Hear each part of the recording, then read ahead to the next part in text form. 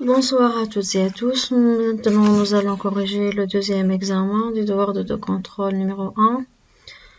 Question numéro 1. Saisir le tableau ci-dessus dont la feuille de calcul a nommé stock. Donc, on va renommer la feuille de calcul à stock. Puis, l'enregistrer dans le dossier de travail sous le nom examen. Donc, fichier enregistré sous, parcourir.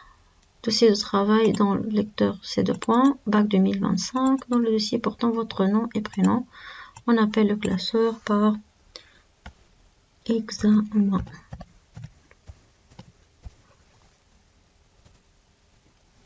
Puis, question numéro 3, appliquer au tableau les mêmes mises en forme présentées ci-dessus. Ici, nous allons en gras.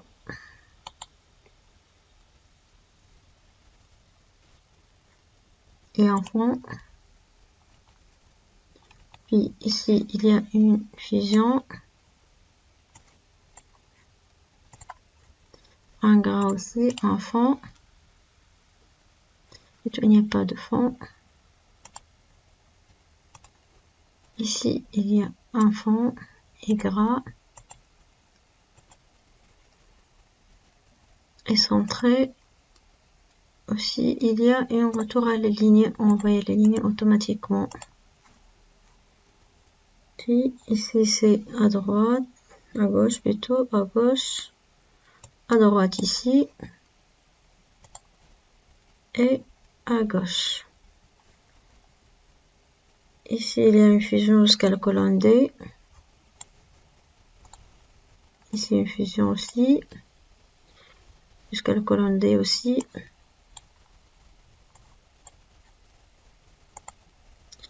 Il y a à gauche. Ici, il y a un gras et un fond. Et on fait la bordure.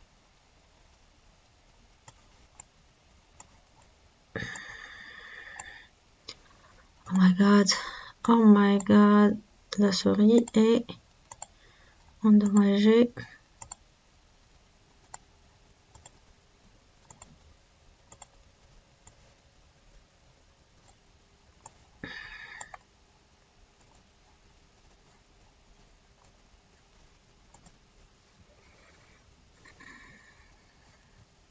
Ici, il y a une bordure. Et ici, je crois qu'il y a une fusion. Oui, il y a une fusion. Et une bordure aussi. On a terminé maintenant.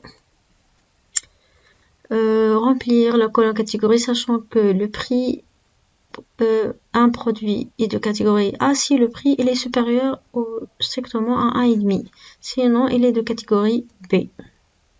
Donc, on remarque qu'il y a deux cas, c'est-à-dire c'est une si. Donc, catégorie, on clique FX ici, on met ici. Si le prix unitaire est inférieur à supérieur à 1,5, supérieur à 1,5. Bon, il y a une erreur, c'est-à-dire parce que c'est pas ça le symbole du virgule, c'est celle-là. C'est la catégorie A. Pas de problème si c'est minuscule ou bien majuscule, ça pose pas de problème. Lui, il ajoute, le système, il ajoute les guillemets. Vous n'êtes pas censé les écrire, les guillemets. Je clique OK, puis je recopie vers le bas. On remarque ici inférieur à 1,5, c'est B, oui. Si c'est les supérieurs à 1,5, c'est A. B. Et qu'est-ce qu'on remarque ici? Il y a une faute de saisie ici. C'est 0,1. D'accord? Question 5. Remplir la colonne taxe, sachant que le prix unitaire fois tout TVA. Taxe égale prix unitaire fois tout TVA.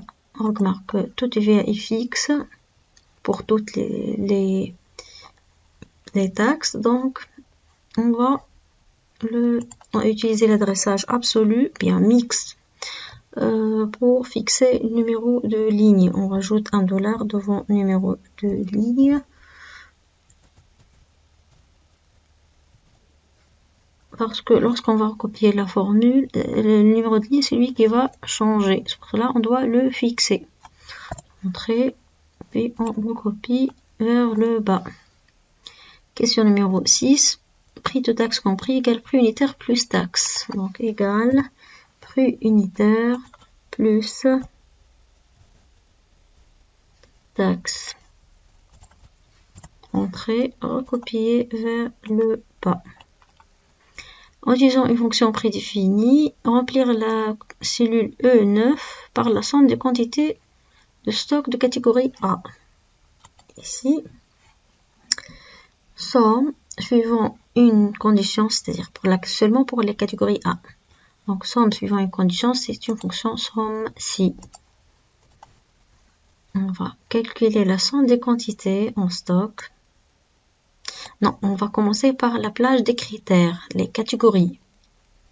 Les catégories, quelle est la catégorie concernée? C'est la catégorie A, c'est minuscule, pas de problème, mais c'est ici les majuscules.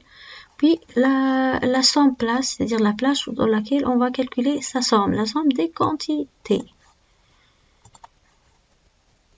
Puis, en question numéro 8, en utilisant une fonction prédéfinie, déterminer dans la cellule E10 le nombre des produits dont le prix unitaire est supérieur ou égal à 1. Prix unitaire, donc on va calculer ici, dans cette plage, combien est-il d'une valeur qui est supérieure ou égale à 1. Fonction qui calcule un nombre suivant une condition, c'est une fonction nb.si. Je sélectionne la plage des prix unitaires. Quelle est la plage qui est supérieure? Quel est le nombre qui ont des prix supérieurs ou égal à 1? Puis il va ajouter les guillemets, vous allez remarquer. Puis on passe question 9. En utilisant la mise en forme conditionnelle, mettre les fonds des cellules de colonne quantité en vert pour ceux qui ont des quantités supérieures ou égales à 60. Donc je sélectionne les quantités. Puis mise en forme conditionnelle. Gérer les règles. Nouvelle règle. Appliquer une mise en forme uniquement aux cellules qui est supérieure ou égale à 60. Je vérifie. Supérieur ou égal à 60. Quelle est la mise en forme en vert? Le collet de cellules ou de motifs. Mettre les fonds, donc les motifs. Les remplissages. Je sélectionne vert. OK, OK, appliquer, OK. Nous allons remarquer qu'il n'y a aucune valeur qui est en un stock qui est supérieur égal à 50, supérieur égal à 60. Non, il y a ici. Pourquoi il n'est pas coloré? On va vérifier la mise en forme. Gérer la règle. Modifier la règle. Supérieur ou égal à 60. Alors, ok, ce 100 est supérieur ou égal à 60. Pourquoi il n'est pas coloré? On va ressaisir la valeur.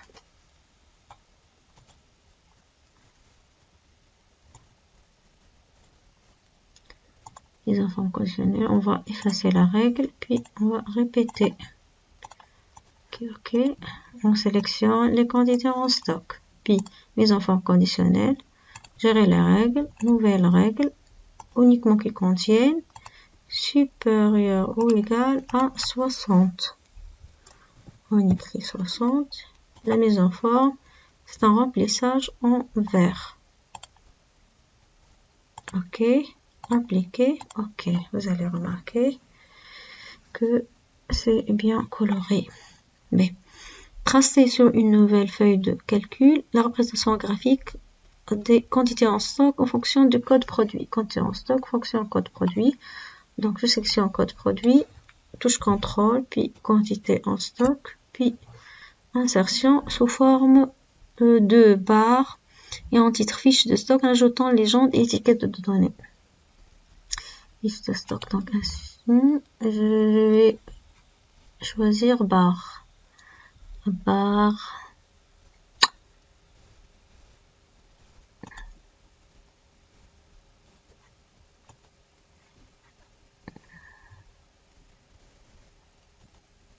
histogramme, ici courbe, ici histogramme, secteur, voilà tous les graphiques, puis barre. Ok, puis je vais mettre fiche de stock, fiche de stock comme étant titre, puis étiquette de données et légende. Donc je vais ajouter un élément, étiquette de données, je vais le mettre au centre, puis je vais ajouter une légende, par exemple en haut. Puis il m'a dit de le faire déplacer vers une nouvelle feuille, je crois. Hein. On va voir. Tracer dans une nouvelle feuille. Donc je sélectionne, je vais cliquer sur OK, puis copier, puis coller ici dans une nouvelle feuille. Il ne m'a pas dit, il ne m'a pas précisé le nom de la nouvelle feuille. Trier le tableau par ordre décroissant des désignations. Je sélectionne tout le tableau. Données, trier par ordre des désignations décroissant de Z vers A. Puis, extraire à l'aide d'un filtre automatique les produits ayant une quantité en stock supérieure ou égale à 10. Donc, je mets le curseur ici, puis filtrer. Je sélectionne, filtrer. Oui. Puis les quantités en stock supérieures ou égale à 10. Super, filtre numérique supérieur ou égal à 10. Puis, il m'a demandé de copier le résultat de l'extraction dans une nouvelle feuille à nommer quantité. Je sélectionne toute cette partie-là, le résultat du filtre, copier, puis je le colle dans une nouvelle feuille. Je la nomme quantité. J'enregistre mon travail et puis merci pour votre attention et au revoir.